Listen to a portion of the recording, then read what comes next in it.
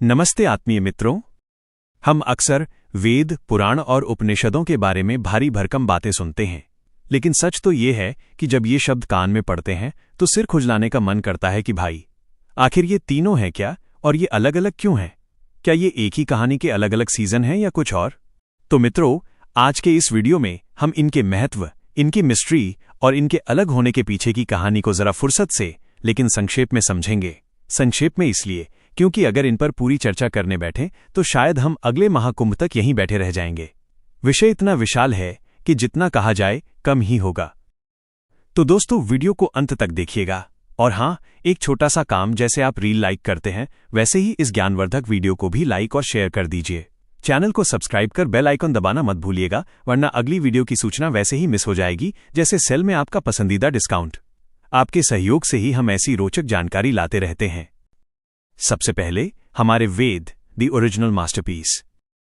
तो चलिए श्री गणेश करते हैं वेदों से। मित्रों, वेद हिंदू धर्म के सबसे प्राचीन और पवित्र ग्रंथ हैं।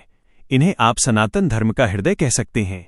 वेदों में इस सृष्टि को चलाने के सारे सीक्रेट कोड्स छिपे हैं। सृष्टि कैसे बनी, अंत क्या होगा और इसे बनाने वाले यानी भगवान का असली स्वरूप क्या है, ये सब वेदों में है। लेकिन एक छोटी सी समस्या है। वेदों की भाषा इतनी कठिन और गूढ़ है कि इसे समझना हर किसी के बस की बात नहीं। आम इंसान तो इसे पढ़कर बस ब्लैंक हो जाता है। इसे समझने के लिए कोई ऐसा गुरु चाहिए जिसने खुद भक्ति के जरिए भगवान का साक्षात्कार किया हो। शुरुआत में हमारे ऋषि मुनि इसे सुनकर याद रखते थे, जिसे श्रुति कहा जाता था।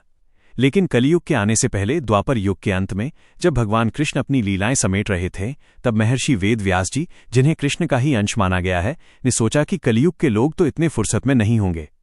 इसलिए उन्होंने वेदों के अर्थ को सरल करने के लिए उन्हें पुराणों और उपनिषदों के रूप में डिकोड किया।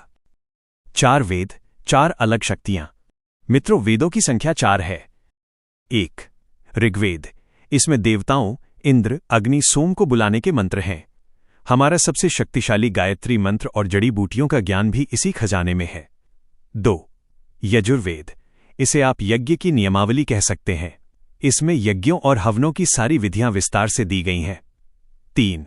सामवेद। संगीत प्रेमियों के लिए ये सबसे खास है। इसमें मंत्रों को गाने का तरीका बताया गया है। भारतीय संगीत की जड़ें यहीं से आती हैं। 4. अथर्ववेद। इसमें दुनियादारी की बातें हैं, जैसे तंत्र मंत्र, चमत्कार और रहस्यमयी विद्याएं। ये बाकी तीनों से काफी बाद में आया। पुराण। ज्ञान जब कहानियों में बदला। अब बात करते हैं पुराणों की। वेदों के ऊंचे ऊंचे सिद्धांतों को समझना जब पहाड़ चढ़ने जैसा लगने लगा, तब व्यास जी ने इन्हें इंटरेस्टिंग बनाया। उन्होंने ज्ञान को कहानियों और उदाहरणों में पिरो दिया और 18 पुराणों की रचना की। ये वैसे ही है जैसे किसी कठिन सब्जेक्ट को कॉमिक बुक या मूवी के जरिए समझा दिया जाए। पुराणों की कहानियों से आम आदमी भी धर्म और अधर्म का अंतर आसानी से समझ सकता है। उपनिषद। ज्ञान का शुद्ध अर्क, द एसेंस। फिर इन पुराणों और वेदों के मुख्य सार को निकालकर उपनिषदों की रचना हुई, जिनकी संख्या 108 है। उपनिषदों को वेदांत भी कहते हैं। ये पूरी तरह से फिलॉसफी और आत्मा परमात्मा की गहराई पर आधारित हैं। शंकराचार्य से लेकर वल्लभाचार्य तक सभी महान संतों ने इन्हें ज्ञान का सर्वोच्च शिखर माना है। और मित्रों, श्रीमद् भगवद गीता भी असल में एक उपनिषद ही है। गीता, गंगा और गायत्री की शरण में जो गया वो महात्मा बन गया। जरा सोचिए, जब गीता जैसा एक छोटा सा अंश पूरी दुनिया को हिला सकता है, तो पूरे वेदों की ताकत कितनी होगी। मित्रों, उपनिषदों को भी अलग अलग कैटेगरी में बांटा गया है, लेकिन जैसा मैंने कहा था, विषय बहुत बड़ा है। आज के लिए इतना काफी है कि वेदों से पुराण बने और पुराणों से निकला उपनिषदों का निचोड़। तो दोस्तों, आज की ये जानकारी आपको कैसी लगी, कमेंट में जरूर बताइएगा। हम फिर मिलेंगे एक नई वीडियो और नई जानकारी के साथ। जाते जाते वीडियो को लाइक करना मत भूलिएगा। वीडियो देखने के लिए बहुत बहुत धन्यवाद।